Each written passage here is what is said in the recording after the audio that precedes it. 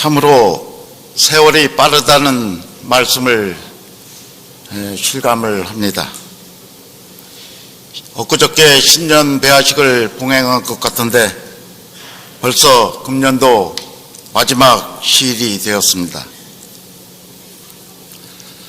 금년 한 해는 우리 교회적으로나 국가적으로 참으로 많은 변화와 아쉬움이 있었던 그러한 해였다고 생각이 됩니다.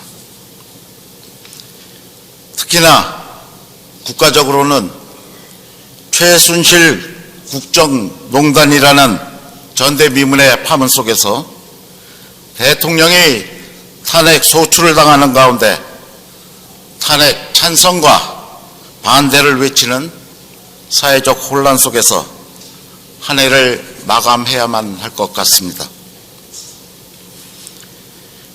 우리들은 이 엄청난 국난의 사태를 보면서 국가의 최고 지도자가 자이든 타이든 단 한 번의 잘못된 국정 운영이 국가와 국민에게 얼마나 커다란 피해를 끼치는가를 똑똑히 볼 수가 있었습니다. 그 중에서도 특히 권력에 의해 자행되는 국정농단, 부정부패, 정경유착과 같은 적폐의 원인은 국정을 운영하는 각 기관의 책임자를 선임하는 인사정책을 펼침에 원칙과 합법성 또는 민주적 절차에 의하지 아니하고 잘못하는 데서 비롯되는 것임을 알게 되었습니다. 한편 매주 이어지는 촛불 집회를 보면서 국민의 힘이 얼마나 위대한 것인가를 다시금 보게 됩니다. 보국안민을 기치로 하고 있는 우리 천도교의 역할은 과연 이 시대에 어떤 것이 있을까 하는 생각도 해봅니다.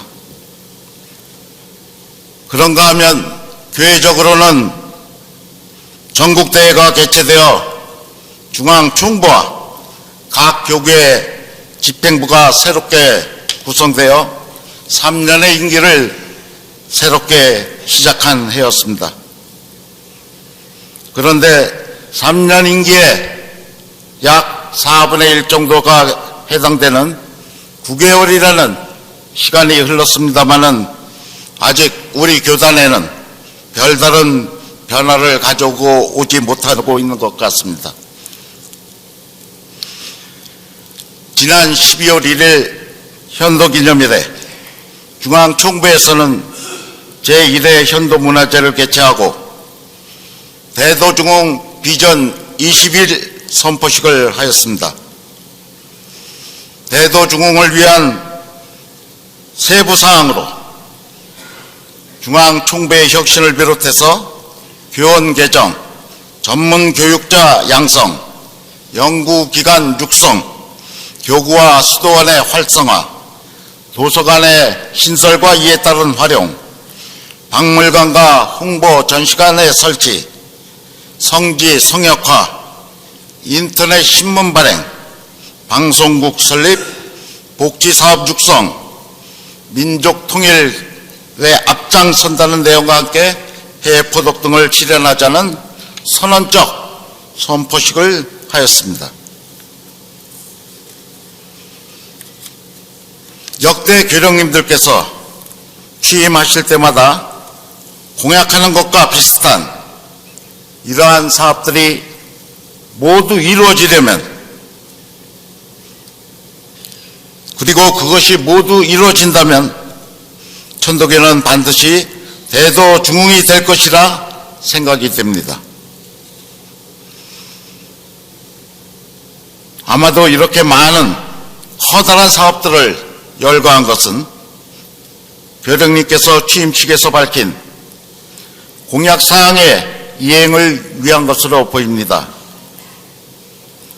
하지만 이렇게 많은 사업을 하려면 구체적인 계획과 막대한 인적, 물적 자원이 마련되어야 하는데 현재 우리 교단의 형편을 고려해 볼 때 많은 어려움이 예견된다고 생각이 됩니다.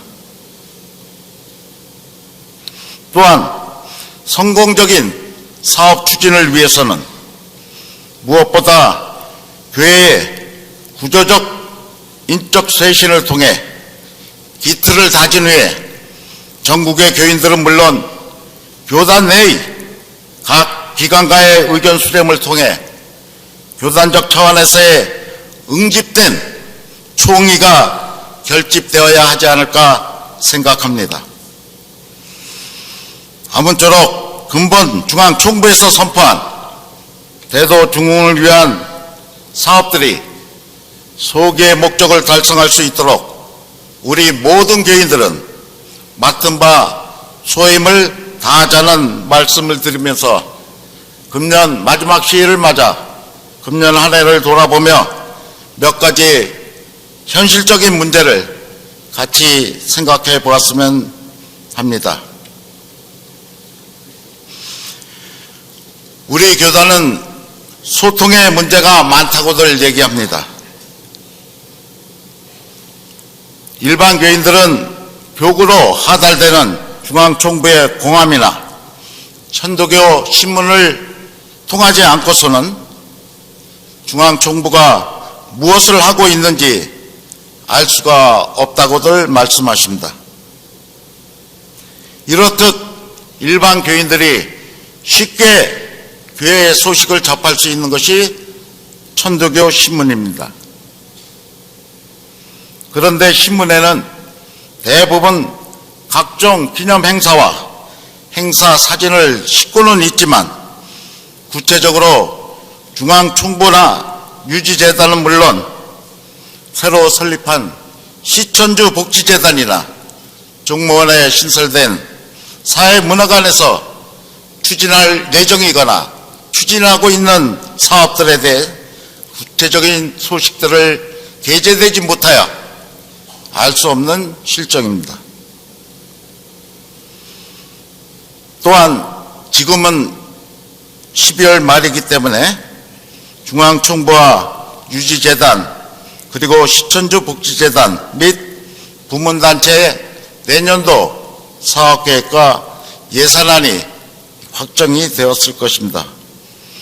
이와 관련된 중앙총부를 비롯한 교회의 각 기관들의 내년도 주요 중점적으로 추진할 사업들에 대한 내용 역시도 천도교 신문을 통해 게재되고 일반 교인들의 관심을 갖도록 했으면 좋겠다는 많은 말씀들이 있습니다. 아울러 중앙총부를 비롯한 각 기관의 인사와 관련된 소식도 새로이 신문의 공보란을 신설하여 교인들에게 공지하여 주시면 좋겠다는 그러한 아쉬움도 있는 듯합니다.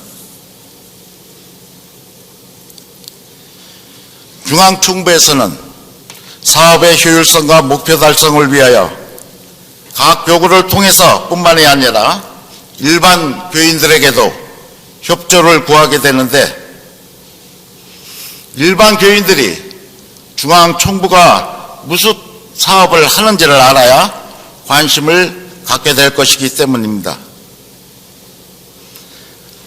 사업이나 행사의 취지나 내용조차도 모르고 있는 교인들에게 행사에 참석만을 강요하는 일은 이제 개선되어져야 합니다. 그러기 위해서라도 더욱더 소통을 통해 교구나 교인들이 관심을 가질 수 있는 방안을 강구해야 될 것입니다. 재단에서는 지난 5월에 수은회관 14층에서 콘크리트 조각이 떨어지는 낙석 사고가 있었음에도 엉성한 줄로 교인들의 접근을 막은 상태로 8개월이 경과되어서야 엊그제 1일 기념일을 앞두고 겨우 서쪽 한 곳에만 안전망 시설을 갖추었습니다.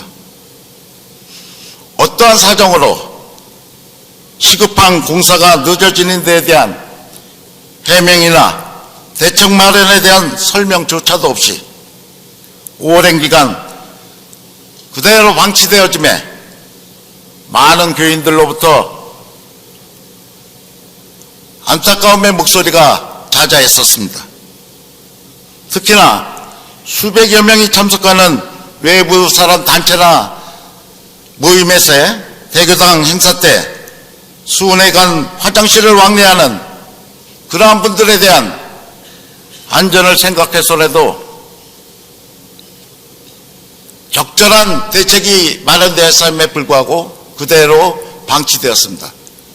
이러한 안전 불감증은 이 순간부터 고쳐져야 할 것입니다. 이러한 사태가 있었음에도 우리 교인들 역시 몇 개월 동안의 불편함에 대한 조치가 필요하다는 적극적인 의사의 표현조차도 없이 무관심하게 지나치고 있었습니다. 우리들의 이러한 무관심은 결코 교단 중흥이나 교회 발전에 유익하지 못합니다. 교인들이 무관심으로 일관하면 교회는 변하지 않습니다. 변화가 없이 새로운 중흥을 기대하는 것은 목마른 사람이 갈증을 해소하기 위해 물을 간절히 갈구하면서도 정작 샘을 타기 위한 행동을 하지 않는 것과 같은 결과를 초래하기 때문입니다. 그리고 현도기념일에는 동학전시관을 개관하였습니다. 이를 두고 어떤 분들께서는 왜 하필 천도교로 개칭한 기념일인데 천도교 전시관이 아닌 동학전시관으로 개관하였는지 모르겠다는 말씀과 현도기념일은 원래 의암성사께서 동학을 천도교로 선포한 날이라 하여 천도교일이었다라는 말씀을 하십니다. 그러면서 포독 109년에 맞이한 제63회 교일 기념일 때부터 현재 쓰는 현도 기념일로 용어가 바뀌었다는 말씀을 하십니다. 이분의 말씀은 그러하기에 동학은 대신사께서 창명한 무국대도임은 틀림이 없다. 도학의 용어로 또는 시대적 용어로 동학을 사용하는 것은 당연히 있을 수 있겠지만 동학을 천도교로 선포하였기 때문에 교단의 명칭은 반드시 천도교를 사용해야 한다는 말씀을 근거로 그러하게 동학전시관이라기보다는 천도교 전시관이라 명명해야 좋았다는 그러한 의견을 개진하십니다. 한편 다른 어떤 분들은 15층 수은회관 건물에는 여러 곳에 전시관을 설치할 만한 비어있는 공간이 있었음에도 하필이면 지하실 그것도 식당 옆에 설치하였는지 알 수가 없다는 볼멘 말씀도 하십니다. 이러한 말씀을 들으면서 교회 사업을 추진하면은 많은 분들과의 소통이 참으로 필요하다는 생각을 다시금 하였습니다. 오늘은 157년의 마지막 49번째로 봉행하는 시일 예식입니다. 이제 5일 후에는 다사다난했던 숱한 기록을 남긴 포독 157년의 한 해가 막을 내리고 포독 158년 정유년이 시작될 것입니다. 시간이 지나간가 또 새로운 시간이 오는 것은 결코 새삼스러울 수 없는 자연현상이지만 지나간 시간, 흘러간 시간은 우리들을 문득 한자리에 서게 만드는 회왕과 자성의 마음 아픈 제동으로서의 의미를 갖고 있다고 봅니다. 송구영신은 한 해를 보내는 세모의 정이라 하여 묵은 해를 보내는 감해라고도 합니다. 관습적으로 새 밑에는 한 해를 마무리하는 것으로 지난 1년 동안에 있었던 일들을 되돌아보면서 후회도 하고 아쉬워하기도 하고 시원섭섭하게 생각하기도 합니다. 그런가 하면 새해에 대한 새로운 계획을 세우면서 새로운 각오를 다지기도 합니다. 지난 한 해가 흡족했다고 여기는 분들도 계시겠지만 대부분은 어느 것은 부족하고 어느 것은 아쉬움이 남는다는 생각을 갖게 됩니다. 그래서 직장을 다니는 동료들끼리 또는 친구들끼리 망년회나 송년회라는 모임을 갖게 되는 것인지도 모릅니다. 365일 동안의 시간들이 얼마나 많은 아쉬움과 후회가 있었기에 망년이라는 용어를 사용했을까요? 한 해가 가고 새해가 온다고 해서 매일 아침에 보는 해가 서쪽에서 뜨는 것도 아니며 세상이 어떻게 일순간에 바뀌는 것도 아닐 것입니다. 허나 이제 엿새가 지나면 우리들은 금년의 아쉬움을 뒤로하고 새로운 새해를 맞이하게 될 것입니다.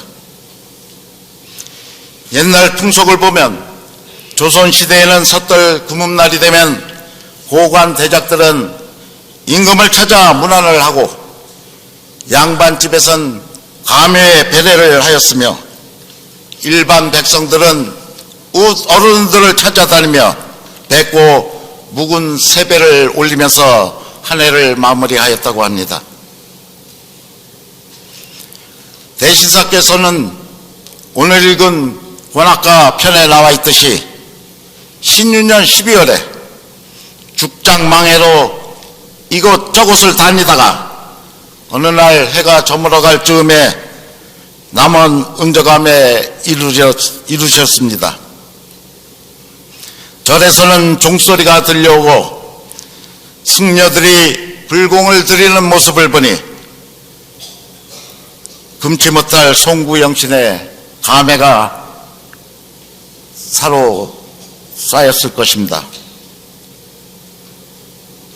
그래서 깊은 밤에 등불을 밝히고 베개를 놓게 하고 누워 몸을 뒤척이면서 멀리 두고 온 자손들과 가족 그리고 친구, 제자들을 생각하였습니다. 그렇게 환세차를 하시면서 대신사께서는 그곳에서 도수사, 동학론, 관악가를 편찬하시게 됩니다. 이때의 심정이 오늘 봉독한 관악가에 잘 나타나 있습니다. 무사한 인해포 부칠꽃 바위 앞서 말을 하며 글을 지어 송구영신 하여보세. 그런데 우리들은 포독 157년 끝자락에서 무엇으로 송구영신을 하여야 할까요?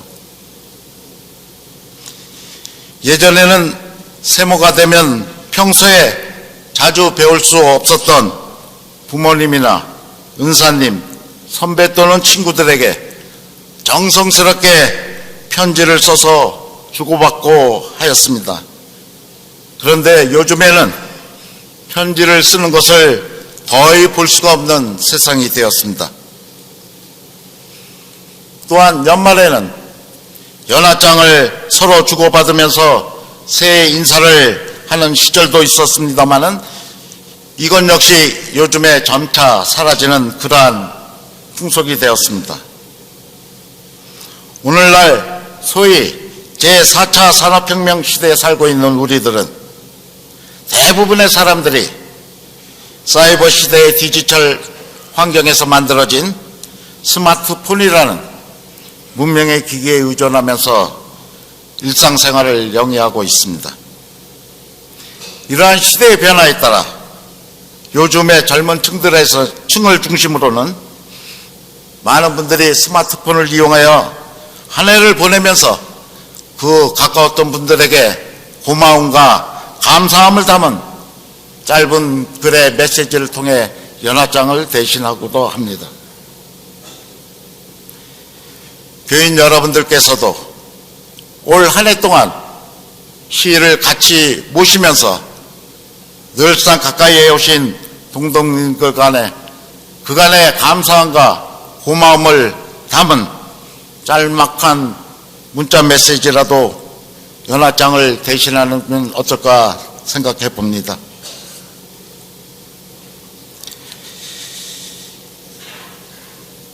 대중가요 속에 가는 세월 오는 세월 그 누구가 막을 수 있나요? 라는 이러한 가사도 있다고 합니다. 그 누구도 막을 수가 없는 시공의 세월은 빠르게 흘러갑니다. 세월의 흘러감에 따라 나타나는 불씨 풍우를 우리들 사람의 힘으로는 도저히 한가할 수 없는 것이기에 뜻하지 않게 나오는 비바람에 대해서 우리들 쓸데없이 우려를 할 필요는 없겠습니다마는 때는 그때가 있다 하신 스승님의 명교처럼 오직 시간을 바르게 읽고 때를 바르게 볼 줄 아는 불실기실을 다짐하는 그러한 마음을 가지면서 송구영시를 하면 좋겠다는 말씀으로 설교를 마칩니다. 감사합니다.